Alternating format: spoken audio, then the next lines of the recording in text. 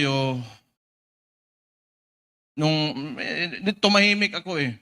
Tumahimik ako pagkatapos ng midterm elections. Kasi wala, talo si Marcos sa Davao eh. Nagpahinga lang ako. Kailangan ko magpahinga kasi 2 taon kaming binanatan doon sa Davao. Yung ginawa ni Bangag, yung alam nyo na yung ayuda, yun naman yung paraan nila. That was a form of indirect vote buying prior to the campaign period. Yun talaga yun. Yung ginamit niya. So sinabi ko naman sa mga taga Davao, tanggapin nyo lang. Total, buwis nyo man yan. Yung nagsikap dyan, para may pera yung gobyerno, pera nyo rin yung kinukuha nyo. Hindi yan galing sa kanya.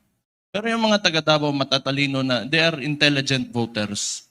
Akala kasi yung claim ng mga kalaban na kami mga Duterte daw, mga authoritarian, yun, mamatay tao, kaya takot lahat. 2 million, matatakot namin yun. Di bukas patay na kami kung takutin namin yung 2 million na yan. It is a very highly democratic city, actually. Pagka pumunta kayo, that is why, awa ng Diyos, pasalamat ako, sa Davao ako naging mayor kasi ang mga tao dyan, alam nila anong gagawin nila at mahal nila yung lugar nila. Kaya kahit pinahihirapan kami, okay lang man, politika. Tapos, Marcos lang. Alam naman natin sa tatay pa lang yan, kawatan.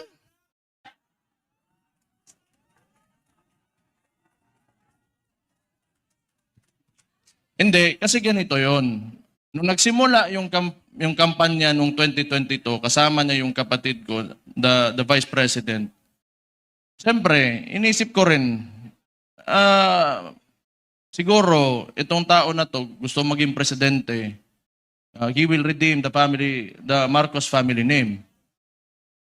So, hindi ko naman talaga inisip na may ganun din pala kagago yung tao na yan.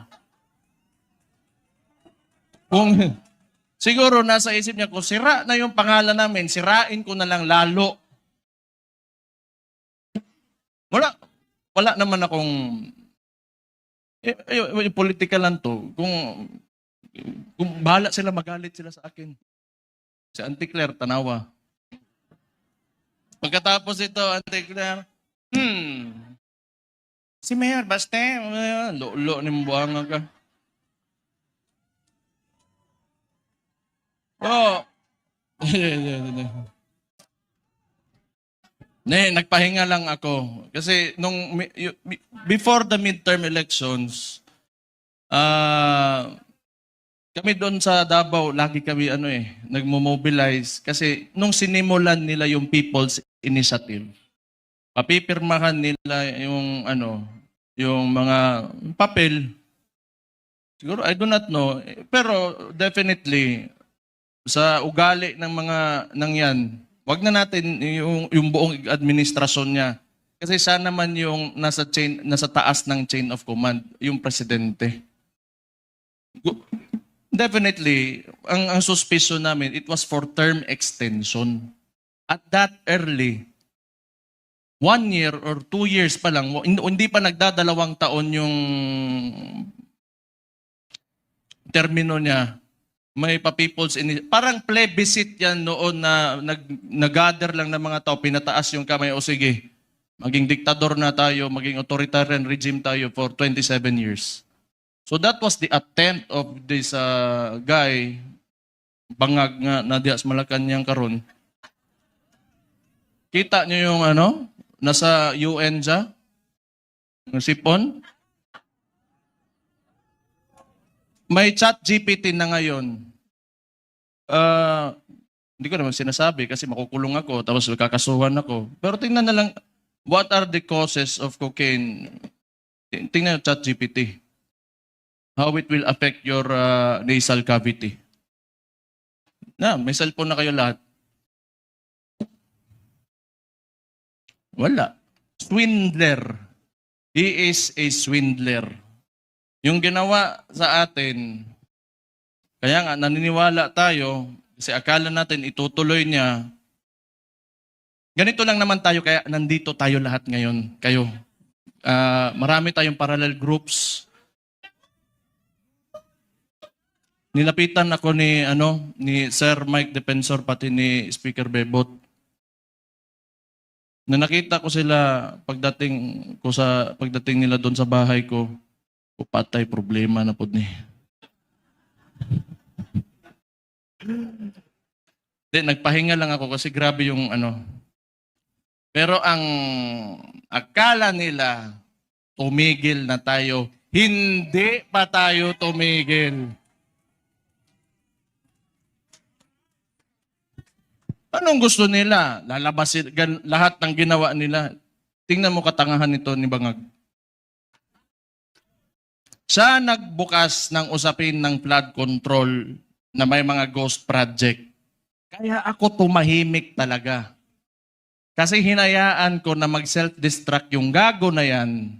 Kasi alam kong sasabog sa mukha niya yan. Because unang-una sa lahat, pag ikaw eksekutibo, you cannot point at someone else for the mistakes of your administration.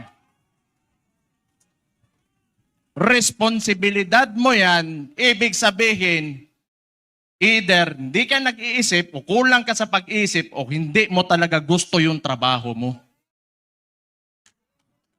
O kita mo ngayon, nag-backfire sa kanya, hindi attempted to, lagi nilang ililiko doon, pinakita naman namin lahat. Sa Davao, walang ghost project, may resibo kami lahat doon.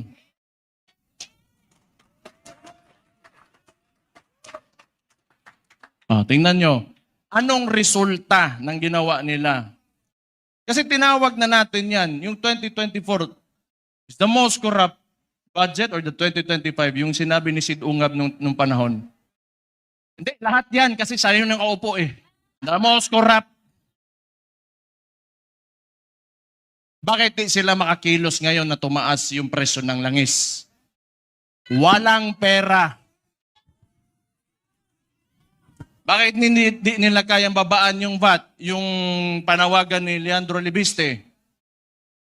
Di nila kaya kasi wala nang silang nanakawin pa.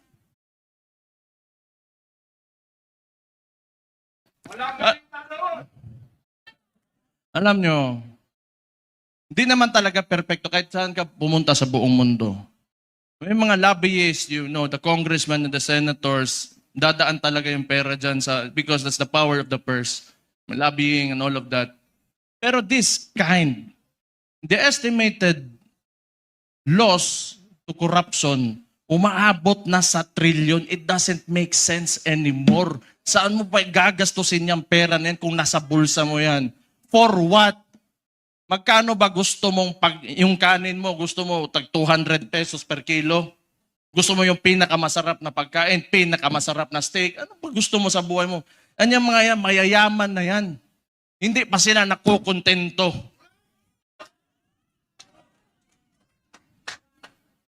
Hindi na lang maawa ba?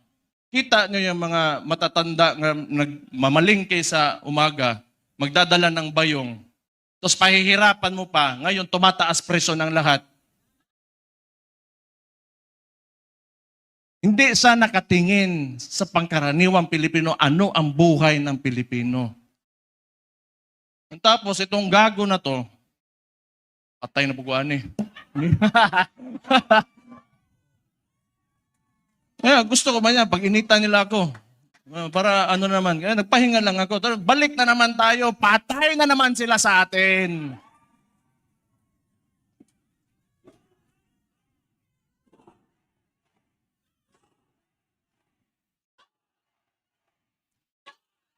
Ito pang maganda. Tayo, mga parallel groups, ilan? Pila to kabuok? 600 parallel groups. Anong sinabi ng Vice Presidente? Siya ay tatakbong presidente, kumilos na tayong lahat.